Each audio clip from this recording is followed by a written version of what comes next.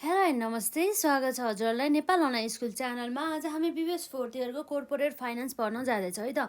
र आज चाहिँ हामी विशेष गरी कोर्पोरेट फाइनेन्सको चाहिँ च्याप्टर 6मा रहेका छौँ र च्याप्टर 6को चाहिँ आज हामी पार्ट 4मा पढ्न जाँदैछौँ है त। र पार्ट 4मा चाहिँ अब हामी हेरिहालौँ त्यहाँ आज विशेष गरी चाहिँ कुन क्वेसन छ भन्दा जुन 2065मा सोधेको 5 मार्क्समा सोधेको प्रश्न है त। र यदि हजुरहरूले यसभन्दा अघिका क्लासेसहरू अटेन्ड गर्नुभएको छैन भनेदेखि गर्नु होला। अब क्वेसन राम्रोसँग पढिसकेपछि हामीलाई सल्युसन गर्न खासै गाह्रो त हुँदैन। हेरिहाल्नु है त, जुन चाहिँ 2065मा क्वेसन नम्बर 12को एमा चाहिँ सोधेको रहेछ।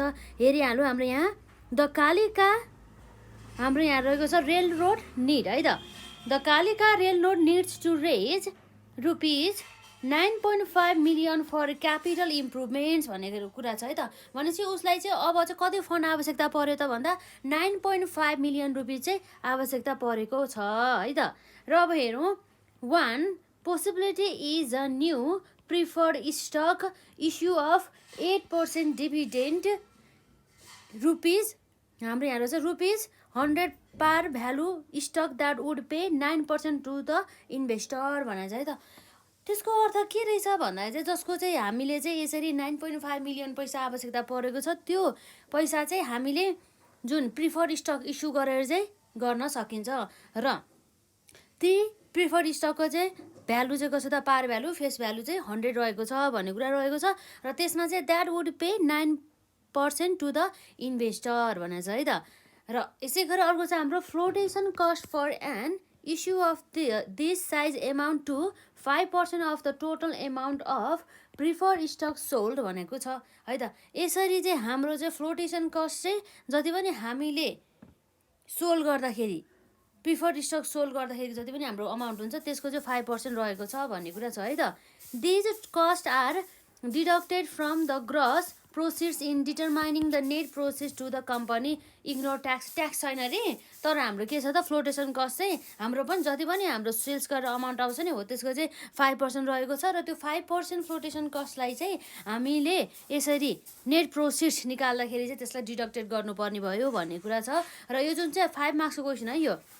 र नम्बर एमा छ at what price per share will the preferred stock be sold to the investor.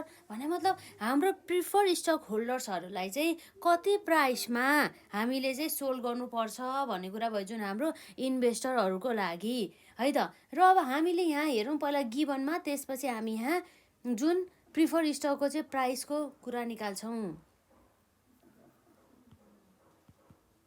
सुरुमा छ हाम्रो गिभनमा अब हाम्रो यहाँ छ हामीले फन्ड्स कति चाहिएको है त, फन्ड्स टु बी रेज्ड हाम्रो 9.6 मिलियन छ है त। 9.6 and 9.5 funds to be raise equal to हाम्रो रुपिज 9.5 मिलियन। त्यसपछि अब हाम्रो चाहिँ डिभिडेन्ड रेट चाहिँ कति दिने भनेको छ, यसमा डिभिडेन्ड चाहिँ 8% दिने भनेछ है त। डिभिडेन्ड रेट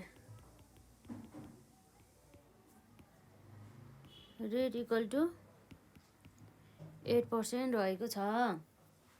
र त्यसपछि अर्को हामीले यहाँ हेर्न सक्छौँ अरू के छ त, यसरी हाम्रो चाहिँ 9% द्याट है त। यदि चाहिँ यसमा that will pay 9% to the investor, यसको यो शब्दको अर्थ चाहिँ के हो भन्दा 8% रिटर्न हो। तर यो इन्भेस्टरहरूले चाहिँ यसरी चाहिँ इन्भेस्टरहरूको लागि चाहिँ रिटर्न कति हुन्छ भने 9%, उनीहरूले लगानी गरेकोमा चाहिँ 9% रिटर्न भएको बुझिन्छ भनेर छ, जसलाई हामीले एल्ड अन प्रिफर्ड स्टक भन्छ है त। Yield on preferred stock.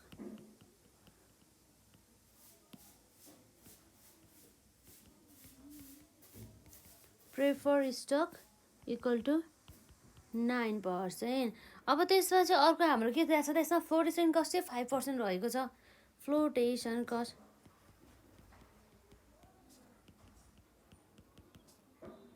हाम्रो 5% रहेको छ यसरी। र अब यसको आधारमा चाहिँ हामीले प्राइस निकाल्न सक्छौँ प्रिफर्ड स्टकको।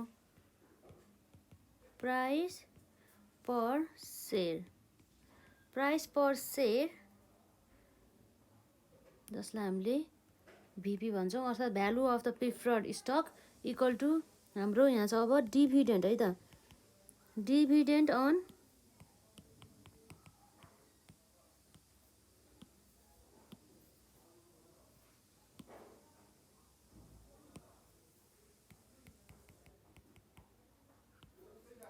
Dividend on preferred stock divide by हाम्रो यहाँ छ रिक्वायर्ड रिटर्न, अर्थात् हाम्रो चाहिँ यो यहाँ रहेको छ रिटर्न एल्ड के प्रिफर स्टकहरूले आउने रिटर्न भनौँ, उनीहरूले पाउने रिटर्न अथवा एल्ड। अब यसमा चाहिँ हाम्रो डिभिडेन्ड अन प्रिफर्ड स्टक चाहिँ हाम्रो कति छ त हेरौँ त, 8% डिभिडेन्ड भनेको छ। अब यसरी चाहिँ हामीले फेस भ्यालु 100 मल्टिप्लाई बाई 8% गर्दाखेरि ठ्याक्कै कति आउँछ त, 100को 8% गर्दा ठ्याक्कै 8 रुपियाँ है त, रुपिज 8 हाम्रो डिभिडेन्ड भयो। एउटा सेयर बराबरको भ्यालु छ र रिक्वायर्ड रेट अफ रिटर्न हाम्रो 9% छ। यसलाई चाहिँ हामीले पर्सेन्टेज हटाउँदाखेरि 0.9 आउँछ है त, 0.9 भन्दा 0.09 आउँछ, 0.9 भन्दा 90% भइहाल्यो नि होइन, 9 आयो। अब 8 डिभाइड बाई 0.09 आउँदाखेरि हाम्रो रुपिज हाम्रो प्रिफर्ड स्टकको प्राइस कति निक्लियो त, 88.89 हो, यति भ्यालु निस्केछ। अब हामीले यसमा नम्बर बीमा के सोधेको छ हेरौँ है त, how many shares must be issue to raise rupees 9.5 million for the Kalika railroad भनेको छ है त। हामीले चाहिँ कति चाहिँ नम्बर अफ सेयर इस्यु गर्नुपर्छ भने चाहिँ जसको लागि हाम्रो नेट प्रोसिड निकाल्नु पर्ने हुन्छ। हाम्रो नेट प्रोसिड पनि यही नै हुन्थ्यो, तर किन यही नै भएन भन्दाखेरि हाम्रो यहाँ फ्लोटेसन कस्ट छ नि त, त्यही भएर यदि फ्लोटेसन कस्ट नभएको भए चाहिँ हाम्रो नेट प्रोसिड भनेको चाहिँ ठ्याक्कै यो भ्यालु अफ द अथवा प्राइस पर सेयर्स नै हुन्थ्यो है त। र यसरी हामीले हेर्न सक्छौँ number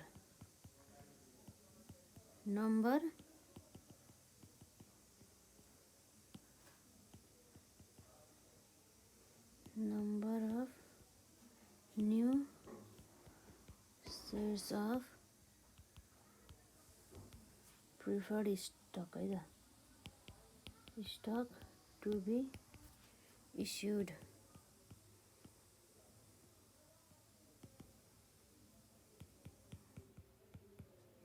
net proceeds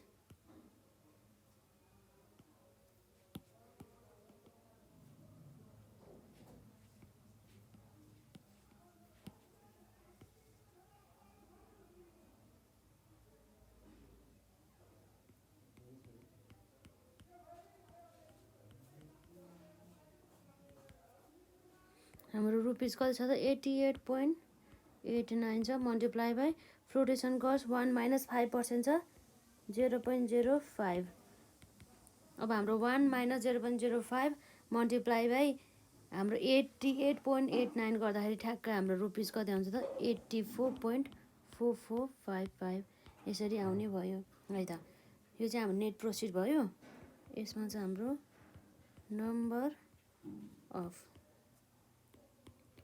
number of shares to be issued equal to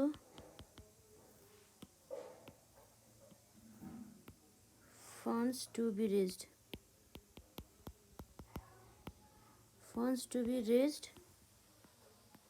divided by net proceeds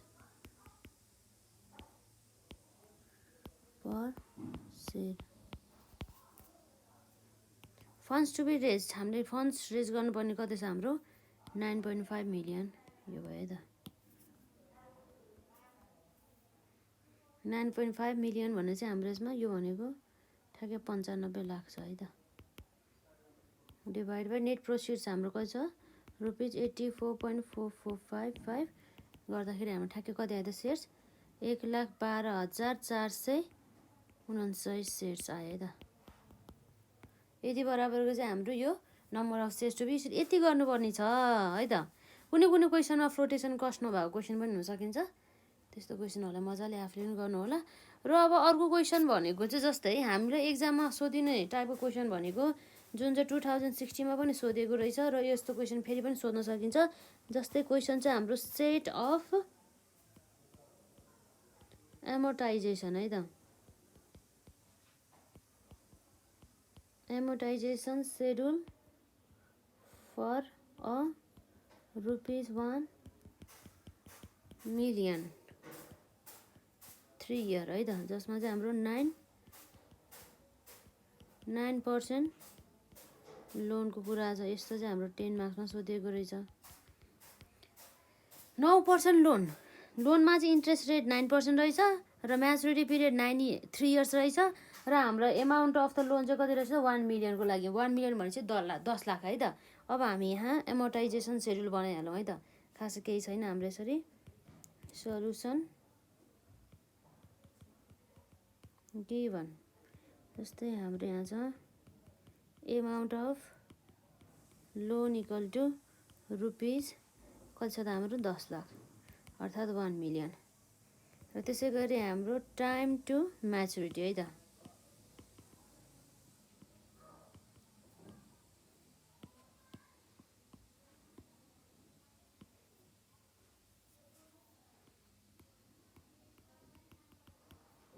जसलाई हामीले म्याचुरिटी पिरियडलाई यहाँले डिनोट गर्न सक्छौँ 3 इयर्स र इन्ट्रेस्ट रेट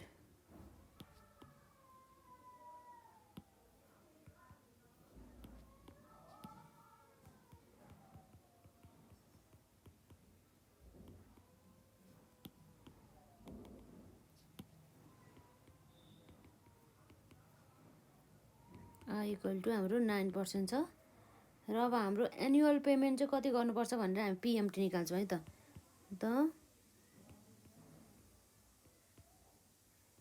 एनुअल है त।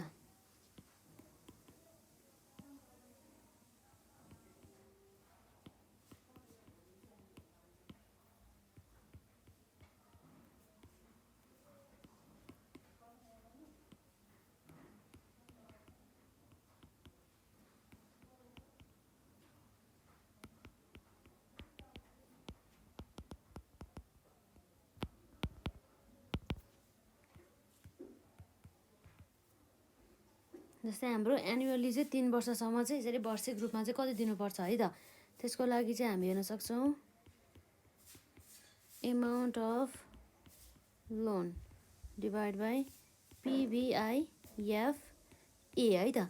कति पर्सेन्ट चाहिँ हाम्रो इन्ट्रेस्ट रेट 9%, कति पिरियडको लागि 3 इयर्सको लागि भनेपछि हाम्रो एमाउन्ट अफ लोन हामीलाई 1 मिलियन अर्थात् 10 लाख रुपियाँ चाहिएको हो डिभाइड बाई हामीले PVIF-A टेबलको 9%मा 9%को रेटमा 3 इयर्समा हेर्दाखेरि कति आउनुभयो त 2.5313 र यसरी 1 मिलियन अर्थात् 10 लाख डिभाइड बाई 2.5313 गर्दाखेरि हाम्रो रुपिज कति आउँछ त यसमा 3,95,053.92 है त 0.92 यसरी चाहिँ आउँछ।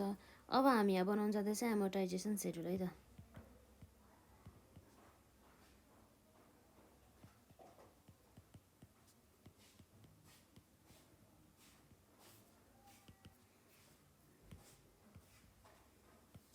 इयर 1 त्यसपछि हाम्रो इयर हाम्रो 1, 2 र 3 छ। त्यसै गरी हाम्रो इयर 1 भन्दा पनि यो इयर भयो, यसलाई चाहिँ 1 नम्बरले डिनोट गरौँ। त्यसपछि हाम्रो सुरुको लोन है त, वर्षको सुरुमा हाम्रो लोन कति छ भनेर बिगिनिङ लोन जसलाई हामीले 2 ले डिनोट गरौँ। त्यसपछि हामीले कति पेमेन्ट गर्यौँ इन्स्टलमेन्ट जसलाई 3 ले डिनोट गरौँ। त्यसपछि 4 मा हाम्रो अब इन्ट्रेस्ट चाहिँ हाम्रो 0.09 इन्ट्रेस्ट रेट छ हाम्रो मल्टिप्लाई बाई हामीले सुरुमा हाम्रो लोन कति थियो भने 2 नम्बरलाई मल्टिप्लाई गरिदिने। त्यसो गऱ्यो भनेदेखि हाम्रो 4 नम्बर इन्ट्रेस्ट आइहाल्छ। यसरी इन्ट्रेस्ट आउँछ। त्यसपछि अर्को हाम्रो चाहिँ यसमा नम्बर 5 मा चाहिँ हाम्रो प्रिन्सिपल रिपेमेन्ट है त। प्रिन्सिपल चाहिँ कति रिपेमेन्ट गर्यो भनेर हेर्नको लागि हामीले के गर्न सक्छौँ त प्रिन्सिपल रिपेमेन्टमा चाहिँ 3 - 4 भने मतलब पेमेन्ट गरेको जसमध्ये चाहिँ हाम्रो चाहिँ इन्स्टलमेन्ट एमाउन्ट भयो। इन्स्टलमेन्ट एमाउन्टबाट हामीले इन्ट्रेस्ट घटाइसकेपछि त्यो बाँकी भनेको त हाम्रो प्रिन्सिपल पोर्सन तिरेको है त। त्यसरी चाहिँ यो भनेको चाहिँ हाम्रो 3 - 4 गऱ्यो भने प्रिन्सिपल पोर्सन आउँछ र लास्टमा 6 भनेको चाहिँ हाम्रो 2 - 5 गर्नुपर्छ। 2 भनेको सुरुमा लोन कति र पछि हामीले जुन प्रिन्सिपल पोर्सन कति दिएको थियो त्यो निकाल्नु पर्ने हुन्छ। जसलाई त्यसपछि हाम्रो यो घटाएपछि इन्डिङ लोन आउँछ। यो त जम्मा हाम्रो 3 इयर्स पिरियडको रहेछ। कहिलेकाहीँ हामीलाई 5 इयर्स, त्यसै गरी 10 इयर्स त्यस्तोसम्म सोध्न सकिन्छ है त।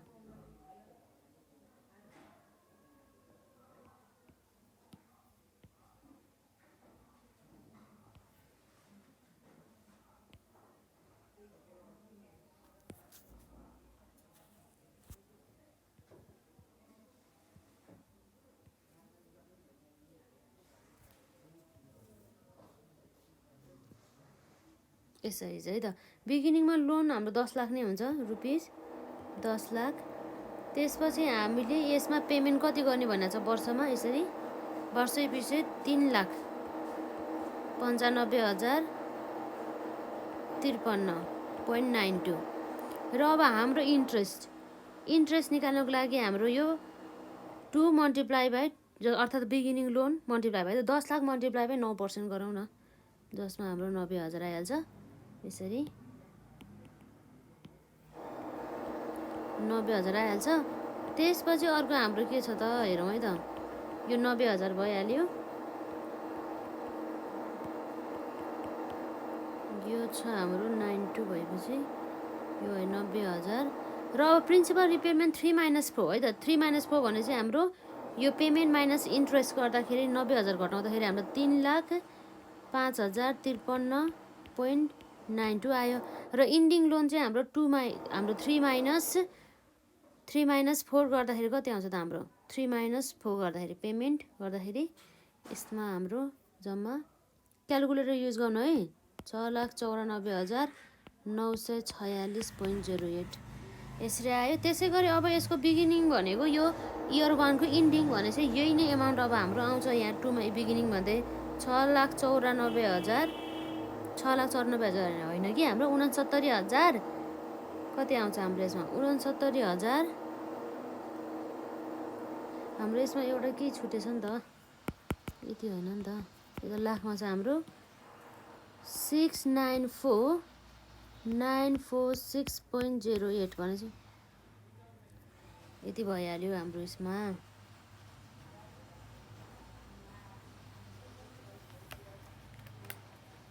6 लाख नै हो। त्यसपछि अर्को चाहिँ हाम्रो 6 लाख नै रहेछ। 6,94,946.08 गर्दा पेमेन्ट फेरि 3,95,053.92 गर्ने भनेको छ। र अब यसको 9% गर्दाखेरि हाम्रो कति आउँछ ठ्याक्कै 62,000 62,545.15। र त्यसमा प्रिन्सिपल रिपेमेन्ट हाम्रो यसमा कति छ त 3 - 4 गर्दाखेरि हाम्रो एमाउन्ट आउँछ 3,32,508.77।